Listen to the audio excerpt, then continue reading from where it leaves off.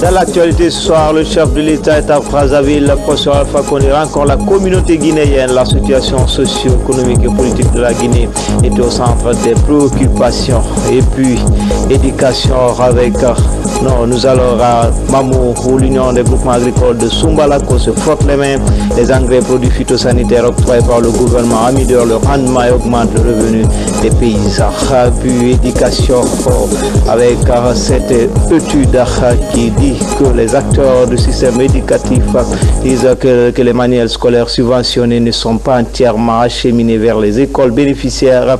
D'où cette rencontre avec les acteurs de l'éducation ici même à Conakry. Voilà pour les sommaires. Bonsoir à toutes et à tous. Bienvenue pour commencer. Le chef de l'État est à Brazzaville. Professeur Alpha Condé a rencontré ce samedi la communauté guinéenne. La rencontre a porté sur l'évolution socio-économique et politique actuelle de la Guinée. Sanassi Keita, envoyé spécial. Toujours proche de sa population, le président de la République est accueilli dans une ambiance festive par cette communauté guinéenne vivant à Brazzaville.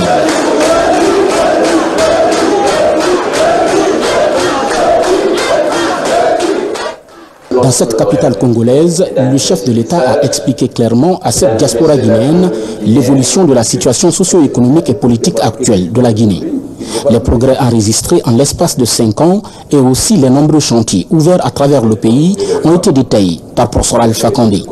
Concernant l'élection présidentielle prévue pour le 11 octobre prochain, le président Alpha Condé souligne. Moi, je veux que la Guinée, les élections se passent dans la paix et la tranquillité, qu'il n'y ait pas d'argument, que personne n'ait d'argument.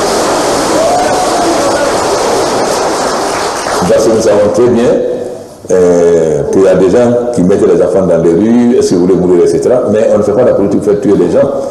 Mais progressivement, les gens commencent à comprendre. Le chef de l'État a également exhorté ses compatriotes à se donner la main pour bâtir à l'unisson une Guinée forte et prospère. Donc le voilà va finir et la Guinée va avoir toutes ses capacités pour se développer de nouveau. Donc nous pourrons faire 10 fois plus que ce que nous avons fait jusque-là. Voilà ce que je peux vous dire et vous encourager. Mais surtout en dire de vous entendre. Parce qu'il ne faut pas douter des sous-terres et que ça va malinquer. Si demain le Congo ne se fera pas, ça c'est mon ami depuis 40 ans. Moi j'ai mes élections, je suis venu quand même. Il m'a appelé, il me dit, comment tu n'es pas venu? Comment tu ne peux pas venir? Bon, sinon j'ai mes élections, je ne vais pas quitter la Guinée maintenant. Mais nous sommes amis depuis 40 ans. Il faut que je vienne pour montrer combien je le soutiens, parce que nous sommes des amis depuis 40 ans. Mais si on veut expulser les Guinéens, par exemple de l'Angola, on ne demande pas qui est malinqué, qui est sous-sous, avec tous les gens qui sont Guinéens, on les expulse. Il faut que les Guinéens commencent à réfléchir. Ils sont d'abord Guinéens et qui essaient de dire qui est pur, qui est malinqué, qui est sous-sous. C'est ça qui nous fatigue. Parce que la Guinée ne peut se développer que si on est unis. Et la Guinée va se développer parce qu'on a tout. On a tout. Il suffit seulement de travailler un peu. Mais il faut qu'on s'entende et qu'on se donne la main. Aucune personne ne peut changer la Guinée si on ne travaille pas ensemble.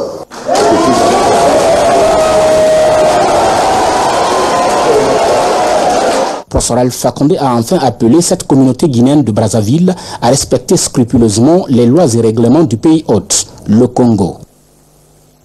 Dans le reste de l'actualité, le Conseil danois et l'Union européenne organisent une rencontre de restitution des résultats provisoires de l'étude des besoins et risques socio-économiques, sanitaires et sécuritaires de l'espace. Mano River Union 7 assise de Conakry permet d'identifier les principales opportunités économiques des différents États de l'organisation. Moussa Bangoura, Nabi Kamara. Ils sont venus de la Côte d'Ivoire, du Libéria, du Mali et de la Guinée pour la restitution des résultats provisoires de l'étude des besoins et risques socio-économiques dans ces 4 pays membres de l'Union du fleuve Mano.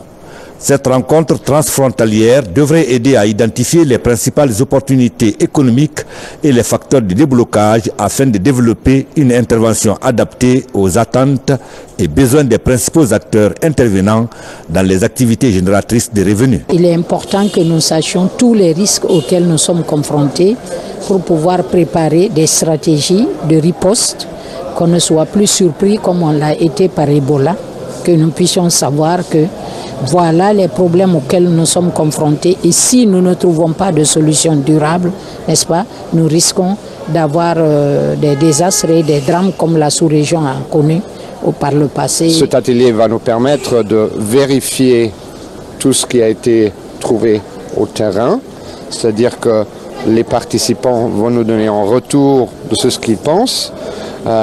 Ils vont vérifier les recommandations qui sont faites. Ils vont peut-être y ajouter encore certains-uns.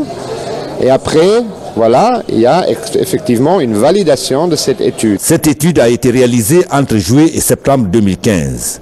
Elle a touché 34 localités, 20 en Guinée, 12 au Libéria et 2 au Mali. L'initiative est du Conseil danois pour les réfugiés. Je peux vous donner quelques résultats concrets déjà de ce projet. Par exemple, il y a des communautés de paix qui ont été créées, il y a eu des appuis aux agriculteurs, il y a aussi par exemple presque 3000 jeunes qui ont fait l'objet d'un projet de réinsertion. Nous pensons que son issue sera heureuse pour chacun de nos peuples dans cet espace commun, mais aussi les partenaires qui sont à nos côtés en tireront, j'en suis sûr, un sentiment de réconfort parce que, encore une fois, leur générosité, leurs ressources, leur disponibilité auraient été mis à utile contribution. Le projet va durer 18 mois. Il est financé par l'Union européenne à hauteur de 2 500 000 euros. Le Conseil danois pour les réfugiés évolue dans plusieurs pays de la sous-région. Il œuvre en faveur des personnes déplacées ou vulnérables. Dans l'actualité encore, le ministère de la Santé et ses partenaires célèbrent la journée ouest-africaine de la santé. Cette année, l'accent a été mis sur l'impact de la téléphonie mobile dans la prévention des maladies à potentiel épidémique. Hadia Toubari nous fait le point. La contribution de la téléphonie mobile dans la gestion des épidémies au niveau communautaire, c'est le thème choisi pour la commémoration du 28e anniversaire de l'Organisation ouest-africaine de la santé. La stratégie consiste à faciliter la circulation de l'information sanitaire par le biais de la téléphonie mobile au niveau rural. Je suis persuadé ainsi avec les différents GSM qui fonctionnent actuellement en Guinée pourront nous permettre de venir à bout de cette épidémie en nous mettant à disposition des informations en temps utile. La téléphonie mobile a permis à tout un chacun, à vous, à moi, à tout un chacun de comprendre les tenants et les aboutissants. Ça nous a énormément aidé en santé pour la récolte des données sanitaires. Aujourd'hui, la Guinée compte plus de 8 millions d'abonnés téléphoniques. La rumeur qui disait les personnels de santé qui viennent nous amener la maladie, les gens se recroquevillaient, les communautés se recroquevillaient sur elles-mêmes et continuaient des pratiques qui étaient propices à la propagation de la maladie. Donc c'est l'information, surtout à travers la téléphonie mobile et la technologie d'information qui a permis de résorber la propagation de la maladie à travers une meilleure information, à travers un meilleur usage des technologies de l'information. Pour rapprocher les populations, les individus de leur centre de traitement, de leur centre de prise en charge, la téléphonie mobile s'impose désormais, quel que soit l'investissement que cela doit coûter. Pour l'atteinte de ces objectifs, la politique sanitaire de l'espace CEDEAO exige des acteurs l'utilisation des nouvelles technologies de l'information. Conakry refait sa toilette dans la perspective de l'inauguration du barrage hydroélectrique de Kalita. L'événement est prévu le 28 septembre prochain. Le chef de gouvernement en compagnie du ministre de la décentralisation et du gouverneur de la ville de Conakry a sillonné certaines communes de la capitale pour constater l'état d'avancement des préparatifs. Moussa Bangoura et la GRC de Bandiaï. À 9 jours de l'inauguration du barrage hydroélectrique de Kalita, les opérations de nettoyage de la ville s'accélèrent. Ce matin, le chef du gouvernement, en compagnie du ministre de la décentralisation et du président du conseil de ville, était sur le terrain, le temps d'apprécier l'effort des élus. Nous avons commencé le contrôle sur le terrain par la commune de Kaloum. Nous sommes ensuite venus au marché Avaria. Nous nous sommes rendus après dans Matoto et nous sommes à Ratoma.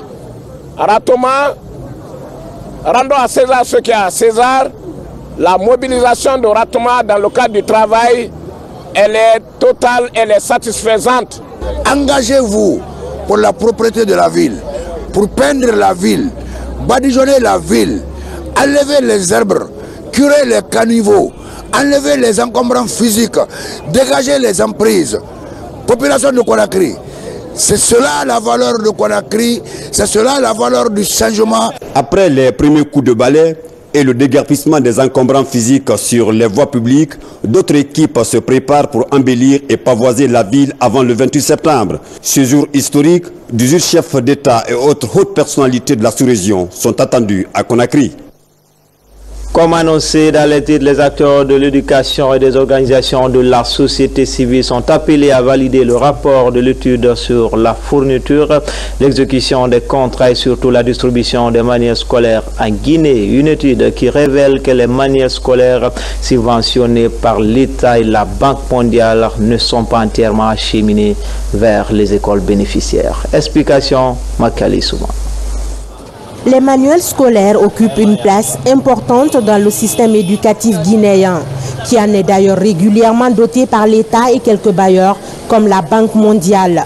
Mais une étude financée par Osiwa et menée par le Centre communautaire pour le développement de l'éducation révèle que la majeure partie de ces manuels n'arrive pas dans les écoles, mais plutôt sur le marché parallèle. Nous savons tous que le système éducatif guinéen est doté en manuels scolaires chaque année.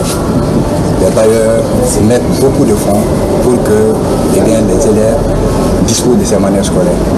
Mais le paradoxe est que sur le terrain, la réalité est autre. Parce que si vous allez aujourd'hui dans les villages, vous trouvez les élèves qui ne disposent pas de ces manuels scolaires. Et si vous visitez un peu le marché parallèle, vous voyez des manuels sur le marché qui sont achetés, interdits à la vente. L'étude a porté sur un échantillon de 367 écoles primaires, 38 directions préfectorales, 8 inspections régionales de l'éducation, les APAE notamment, et concerne les marchés publics de 2012 à 2013. Le but est de permettre le contrôle citoyen de l'action publique. Ça compris du rapport pour améliorer non seulement la transparence, mais aussi susciter l'apprentissage au niveau des écoles, au niveau des étudiants, parce que les manuels sont destinés aux élèves. On sait qu'en Guinée, la lecture pose un problème. Donc, de telles études par la société civile, nous pensons qu'elle améliorera aussi à susciter la lecture au niveau des étudiants. C'est un rapport qui va être amendé par les acteurs de la société civile et ceux de l'éducation. L'objectif visé est de faire prendre conscience de la nécessité de s'informer sur l'exécution des marchés publics, sur les manuels, veiller sur la moralité des fournisseurs, lutter contre la vente illicite de ces manuels scolaires commandés par l'État et surtout demander des comptes. Comment protéger la biodiversité dans notre pays? Des spécialistes guinéens travaillent dans ce sens. Un document stratégique pour une meilleure protection est élaboré. Sa validation a mobilisé les amis de Dame Nature. Mamadou Alpha Baldé, Thiernos Mandialo. C'est une rencontre cruciale pour l'avenir de la biodiversité en Guinée. Venus de plusieurs localités du pays, ils discutent de la validation du document de stratégie et du plan d'action sur la protection de la biodiversité dans notre pays. Aujourd'hui, les mesures visant la protection de ce patrimoine national sont rares.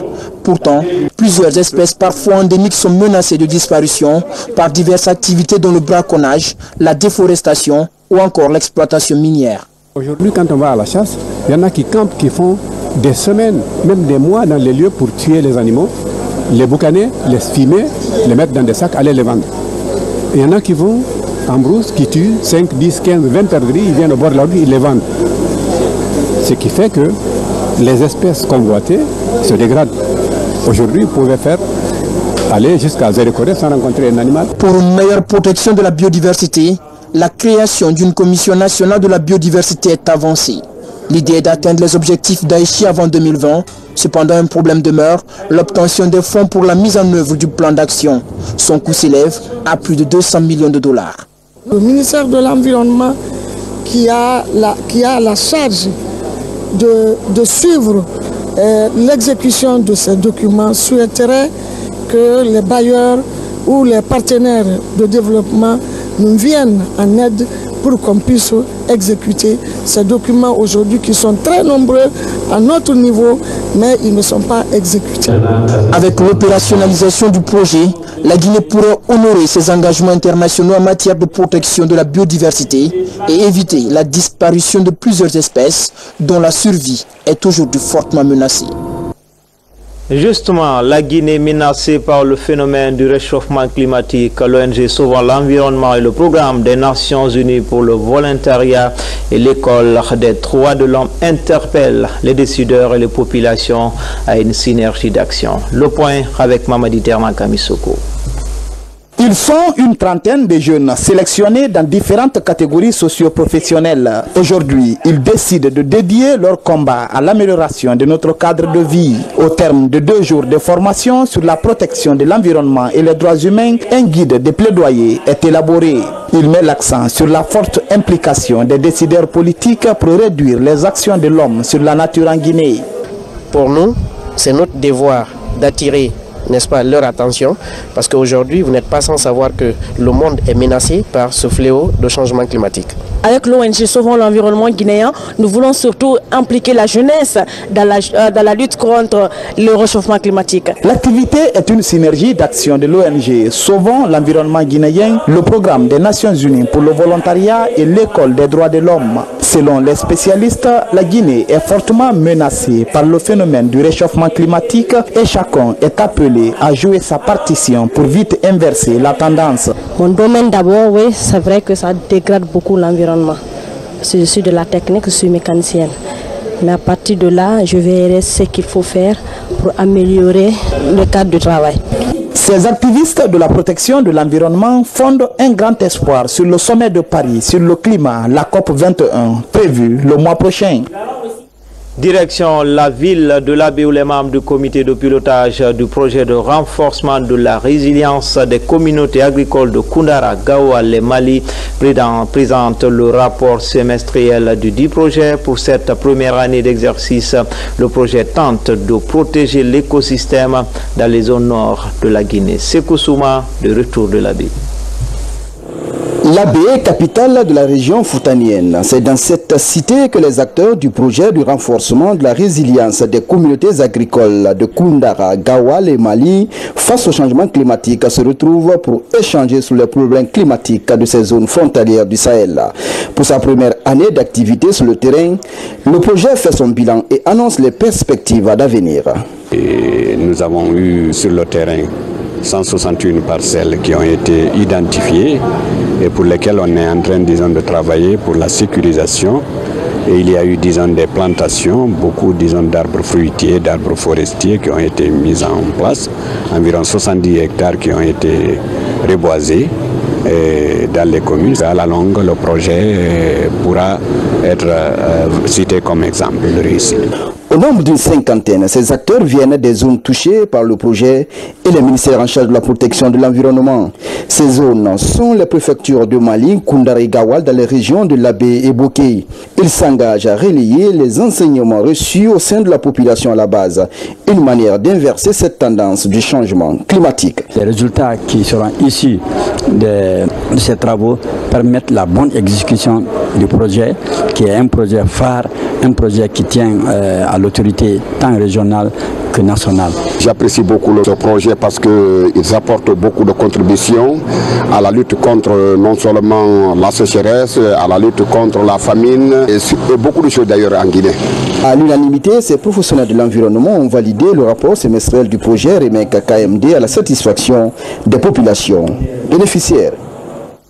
Agriculture avec les retombées de la campagne agricole 2015 à Mamo, l'Union des groupements agricoles de Sumbalako se frotte les mains. Les engrais et produits phytosanitaires octroyés par le gouvernement améliorent le rendement et augmentent le revenu des paysans. Reportage à Sumbalako, Abdulaziz Baldé, Soribasila. La plaine agricole de Soleya Bamba. Ici, 40 hectares de riz sont cultivés chaque année. Regroupés en union, les paysans de Sumbalako se frottent les mains. Ils bénéficient de la fourniture en engrais et produits phytosanitaires initiés par le gouvernement.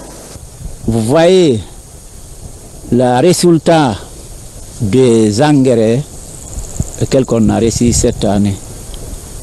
Vraiment, on apprécie beaucoup les engrais.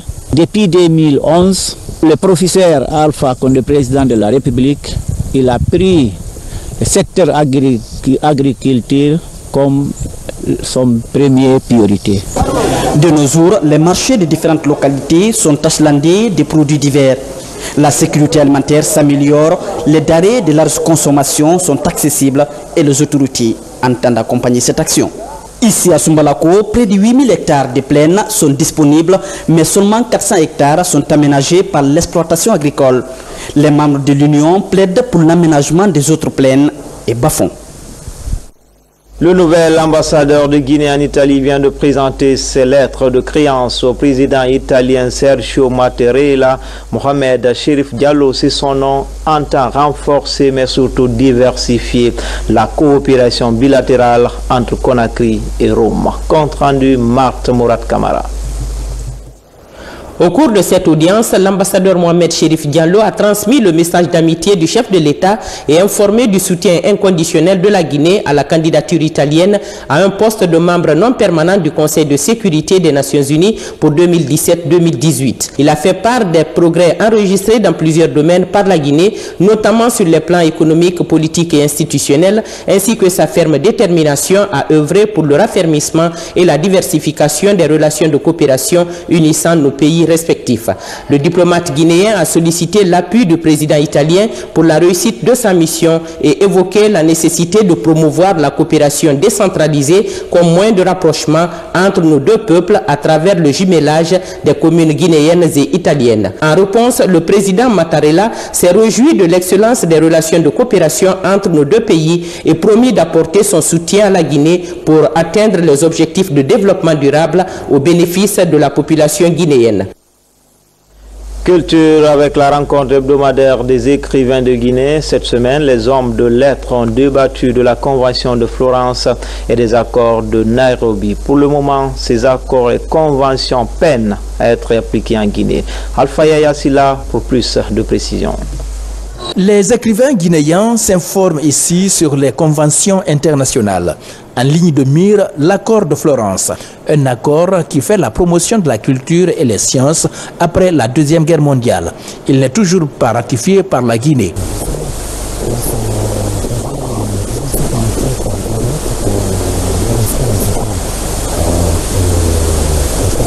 On pensait mettre un instrument en place pour permettre aux livres, tout ce qui est matériel didactique, de circuler de façon fluide à travers les pays, à travers les continents.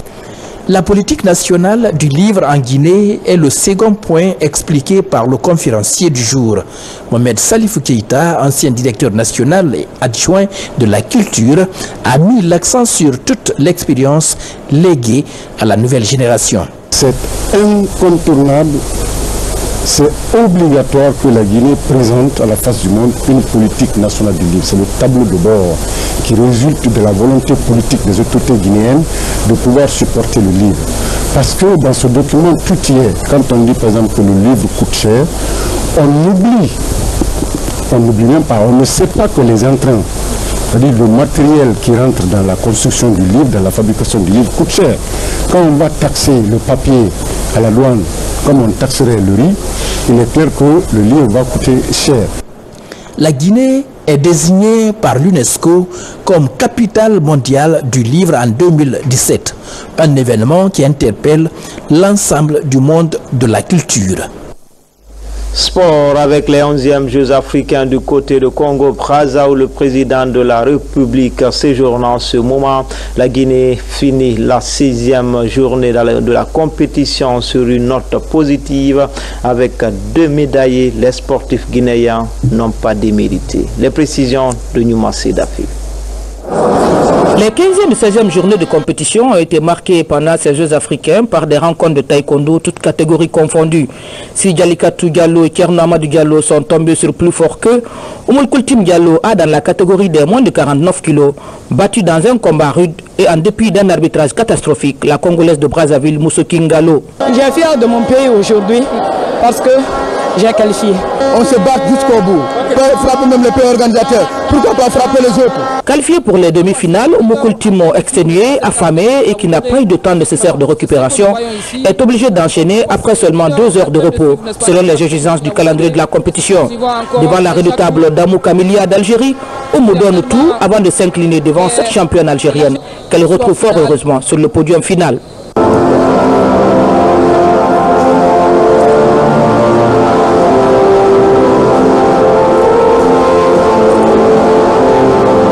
Avec Oumokoul Tim Diallo en taekwondo, la Guinée obtient ainsi une deuxième médaille et termine plutôt sur une note positive au niveau de ses 11e Jeux africains de Brazzaville. Page noire, Ansouman Bangoura, communément appelé Mané Garincha par les mordus du foot, nous a quittés hier de suite de maladie. Ce désormais ancien conseiller au ministère des Sports et consultant sportif fait partie de la grande épopée de AFIA 77 avec le triplé africain Coupe des clubs champions. Voici la fin d'un parcours avec Oumar Dieng. Toutes les disciplines sont confrontées à des problèmes énormes. Et là, on le sait. On le sait parce que c'est sur nous que les fédérations viennent pleurer. Mais nous aussi, on est confrontés à des problèmes budgétaires. Le directeur national adjoint qui a été l'un des concepteurs du budget du département, va en parler tout à l'heure. Ousmane Bangoura Di Garincha, conseiller au sport du ministère en charge des sports, hier triple champion des clubs champions d'Afrique, n'est plus. Une ancienne gloire du football guinéen s'est éteinte. La vie de Ousmane Bangoura, que les amis et les fans appelaient affectueusement Mané Garincha, du nom du célèbre Brésilien dont il a presque les mêmes qualités de coéquipier modèle et de fin technicien, intègre la légende du célèbre AFIA, confondu à l'âge d'or de l'histoire de notre football. Sélectionné parmi les espoirs qui, derrière la génération de Chérif Souleymane, Maxime Camara, Ibrahima Souri Keita, Edante Souma Soriba, etc., devait au lendemain du sacre de Kampala 1972 constituer une pépinière de jeunes devant assurer au fil des ans la relève. Ousmane Bangoura, comme plusieurs de ses congénères, comme Papa Camara, Feu Bangali Silla, Feu Youssouf Kamara Janski et Ismaël Silla, s'est vite imposé à l'opinion publique et à l'œil critique des entraîneurs. Attaquant véloce, il allie le sens du but à l'intelligence du jeu. Et c'est parce que le AFIA avait forgé des avants de pointe, comme lui, comme Aliou Keita Joléa et Seydouba Bangoura, que le sélectionneur roumain Pedro Moldovian pouvait convertir un Chérif Souleymane, Ballon d'Or France Football 1972, au rôle délicat de libéraux libérés. Ce qui n'avait encore réussi qu'à l'Allemand Franz Beckenbauer. Dès lors, la houlette des jeunes attaquants du AFIA, ossature du Sidi national d'alors, ne pouvait que poursuivre la lancée et la légende du club des Verts et Blancs. Dans les multiples confrontations restées légendaires dans le livre d'or du stade du 28 septembre, le public sportif a gardé en mémoire un certain face-à-face Ousmane Bangoura, Lobilo Bouba le Zaïrois, au cours d'un certain AFIA Vita de juin 1975, un certain Ousmane Bangoura contre Jean-Baptiste Akran l'Ivoirien au cours d'un certain AFIA ASEC de novembre 1976. La vitesse de croisière de ces duos avec Petit Souri ou Aliou Keita Joléa, appuyé parfois par des retraits de Chérif Souleymane ou Bangali Silla, ne pouvait que mettre à genoux ces défenseurs centraux qui passaient pourtant pour les plus durs du continent. Et Lobilo Boba de prendre sa tête après le 3e but guinéen sur une reprise de la tête de Mané Garincha à la fin d'un AFIA Vita. Les faits de gloire sont nombreux, signés de ces sociétaires du AFIA 77, dont hélas, plusieurs ne sont plus parmi nous. Et c'est de leur exemple de courage, de discipline, de compétences techniques et de dévouement patriotique que doivent s'inspirer les nouvelles générations de sportifs guinéens au service de la nation, dans un monde où l'honneur et la susceptibilité des peuples s'évaluent parfois à la dimension des victoires sportives. Dors en paix, Mané Garincha. Justement, Dor Rampé, disciple de la religion d'État moderne. C'est tout pour les infos. Tout le plaisir a été pour moi de vous servir. Très belle soirée à tous. À demain.